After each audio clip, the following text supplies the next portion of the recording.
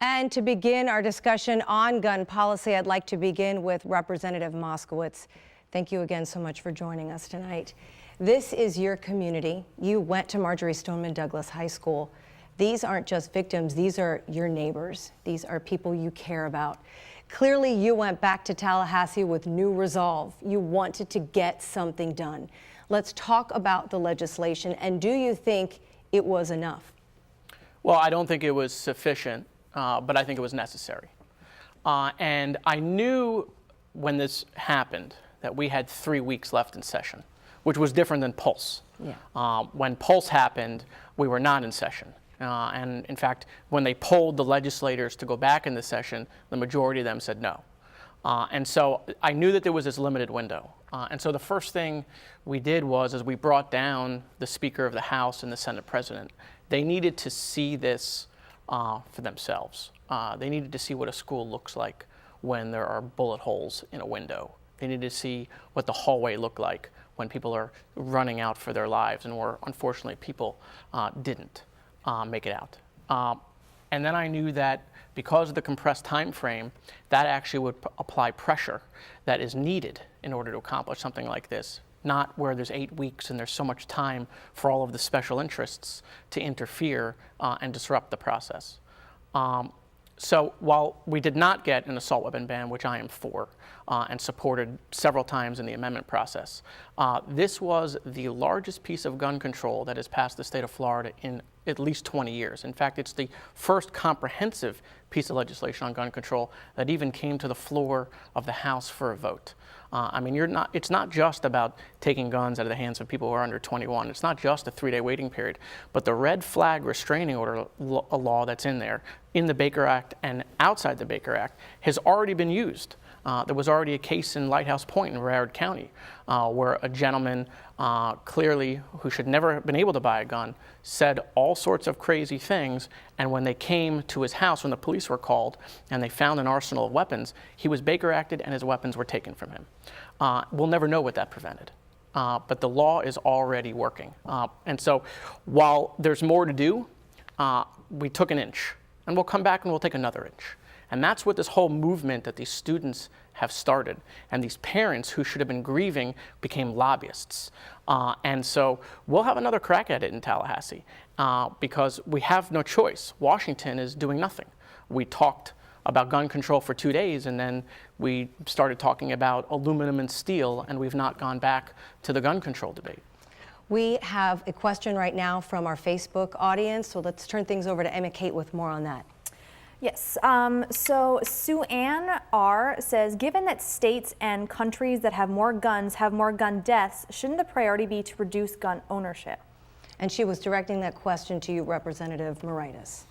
Well, thank you, Pam. And again, I wanted to just say that, a lot of us really grieve for the families in Parkland. And, Representative Moskowitz is to be commended, along with many others that went out there and really helped those families. I myself did a little bit of that. Again, just because we were close, and I just really felt led to do that.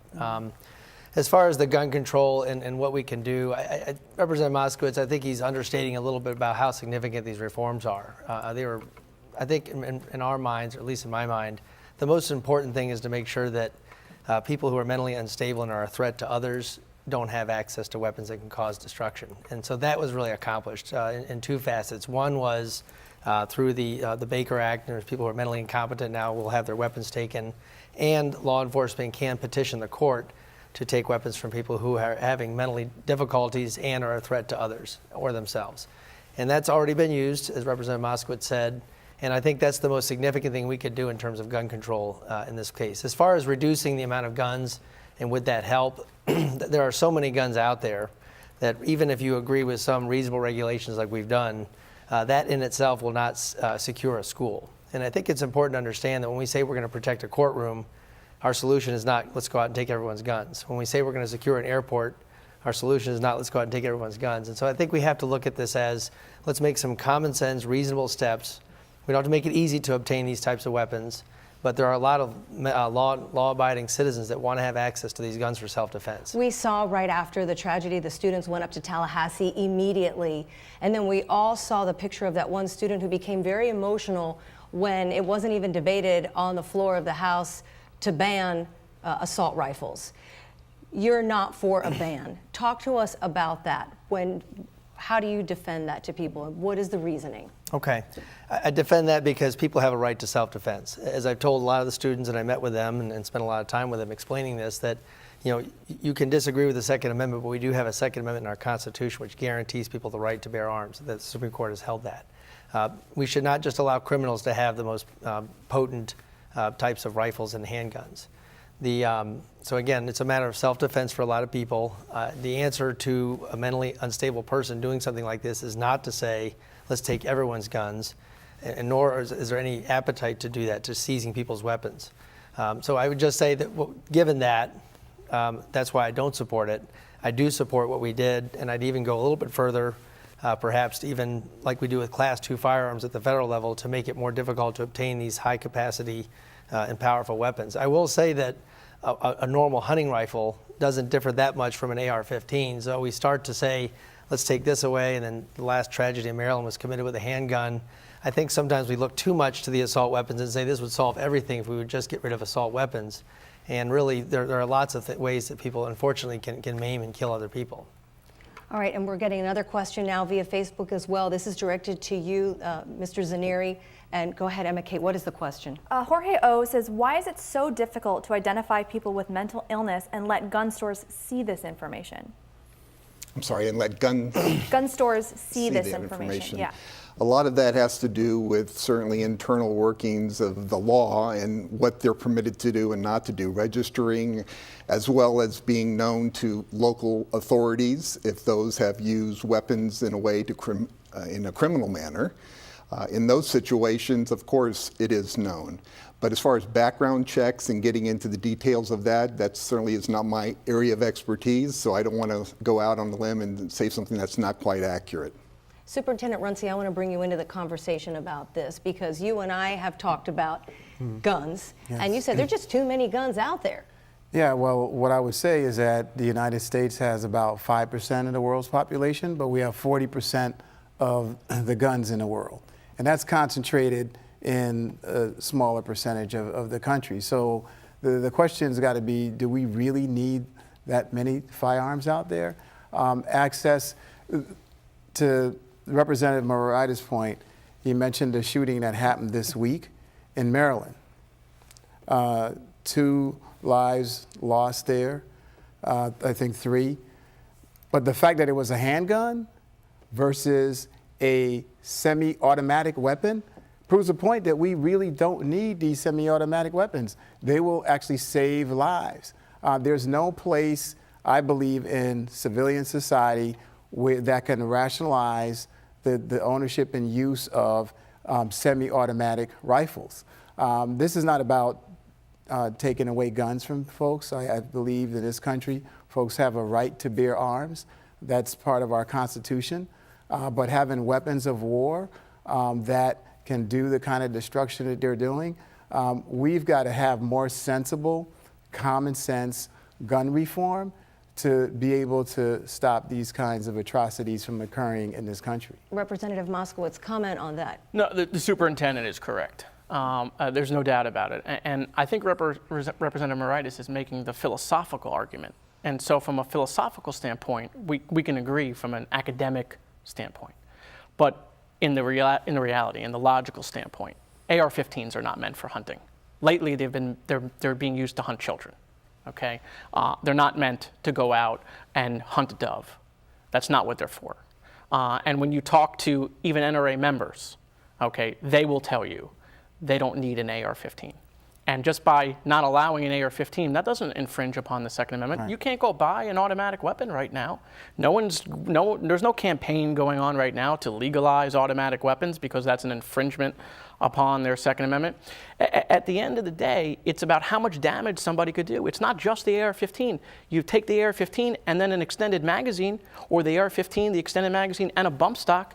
You now have a weapon made that it's in for Afghanistan, not for the streets of America. And so this is just about logical, realistic, practical discussion about what should be allowed to be bought. And it's just, that's part of the problem, is that in my assessment, I think the NRA is no longer representing their members. I think the NRA is representing the manufacturers. Because when you talk to people, people who are NRA members or people who are hunters, you will find that they're for background checks. They're for universal background checks. But we can't get that accomplished for some reason. The background checks we have are just criminal background checks. If someone's on their Facebook right now and they're posting all sorts of things on their Facebook that they want to commit all sorts of atrocities, they want to do this, they want to do that, that doesn't get checked. They're telling us, these kids are telling us what they want to do on their social media, and yet we don't even look at it. Representative. Well, Moritas. again, I would just say there's been some good points made. Again, we can all certainly disagree on that. Politically, it was not going to be achievable to do anything like that. And I would just say a lot of people in this country, not just in the legislature, have very strong feelings about the right to defend themselves. And to say that a criminal should have a better weapon than someone can have to defend their home with is just unacceptable to so many people, and in many people's opinions is unconstitutional. So. Do either of you see the opportunity, though, looking at these weapons, and there's so many of them in different kinds? We were comparing assault rifles with hunting rifles. Could you see limiting the purchase of certain types of weapons? Would we have to name them specifically in the law? Could you see something like that happening? We looked at that, and it turned out that it was very difficult to start naming all the different weapons. And again, even some pistols have a sort of a semi-automatic capability. And so it got into the point where we just decided to say all firearms are going to have a 3-day background check. And again, that gives law enforcement a chance to intervene. Again, the mentally ill people, that's another aspect of it. But just simply saying all law-abiding citizens that want to use these weapons should not have access to them, it's unacceptable in many people's opinion. Do you agree with Representative Moskowitz's commentary about the NRA? I really don't in that sense. I mean, again, the NRA did not support the bill. I don't know if that's come out or not, but they were very strongly opposed, particularly to the 21 age requirement. But again, a lot of us just felt that this is a common sense thing we can do. That's been the law for handguns for years. Why shouldn't it be the law for the other types of weapons, the rifles? I'd like to bring in our teacher, Christopher Maddox, if you will, and give us your opinion and commentary on what teachers are saying. What are you hearing at school from teachers, from parents, from students related to guns? A lot of what we're hearing is, as you might expect, people calling for assault rifle bans. Let me say this. This is all a kind of an academic conversation until you hear an assault rifle go off in a place where it has no business going off. It'll shake everything that you thought you believed in ideologically or however. So a lot of teachers, even teachers who lean more right, and it's a shame we have to bring that up in this type of conversation, but even teachers who lean more right after the experience that we had, or even they are like, maybe we can do something to limit access to those weapons. And that's really been the conversation around school. Everyone I think I've spoken to feels that way. There was no way we could have come out of that situation and still been, laissez-faire about it, live and let live and all of that. To hear those gunshots in that setting, it kind of sealed the deal. How are all of you doing collectively? This week was a particularly tough week. We had a couple of security incidents that we had been doing well, at least on the surface of the waters were calm. But this week kind of disturbed that a little bit. Teachers who were actually in the building are still having a difficult time. One of my coworkers, and I just was talking with her the other day, she was sharing with me that this past week was the first week she had been on the campus and not smelled gunfire or gunpowder. People ask me that all the time, how are people doing? And we say we're doing okay because, but the truth of the matter is there's a lot of stuff going on at the school with the students, with the administration. Our administration has been doing an excellent job, but you can see it in their faces. They lost 17 kids on their watch. Yeah. And that we all did. It's not administration, it's not security. No, they're all our kids all the time. So there's no time when we're on campus and you walk past that building where you don't say, you know, I can't believe this happened. Yeah. So it's tough, and we're trying the best we can. The love from the community has been fantastic. We have an army of care dogs on campus, which has been great. Yeah. The students respond so well to that, and I was a cynic when it came to stuff like that until I saw it in action. So we appreciate the love from everyone.